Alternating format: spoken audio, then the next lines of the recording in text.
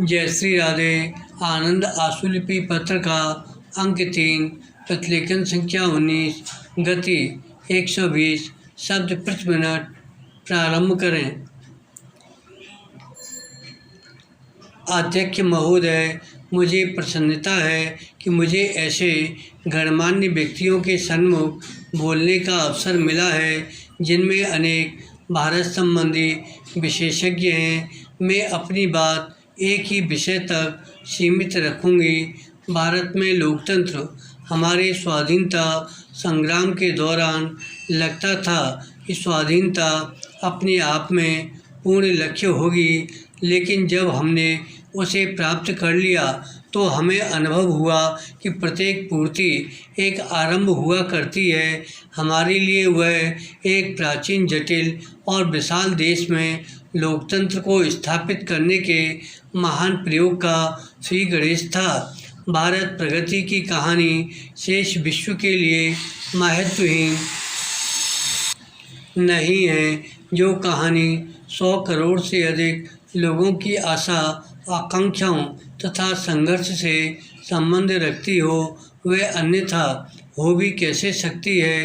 राजनीतिक सिद्धांतवादियों ने जो हर चीज़ पर सफाई के साथ ठप्पा लगाने के अभ्यस्त होते हैं, प्राय यह कहा करते हैं कि भारत में लोकतंत्र की खोज का प्रयास मृत तृष्णा सिद्ध होगा।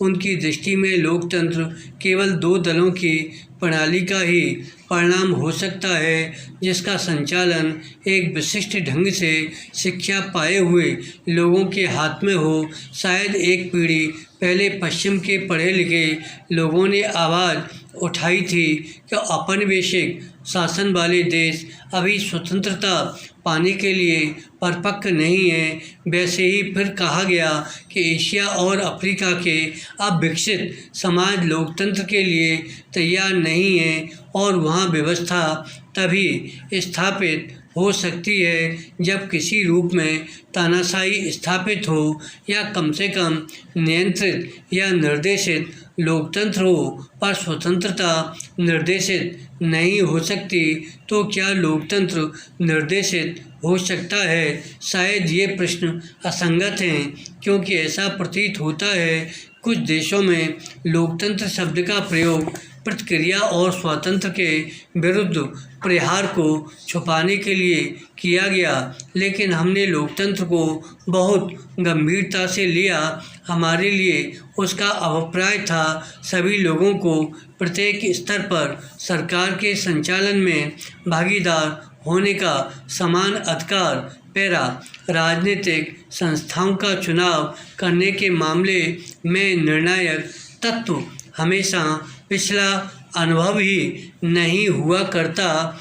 जनता के जीवन और दृष्टिकोण की बदलती हुई अवस्थाएं तथा उन लोगों की क्षमता भी निर्णायक होती है।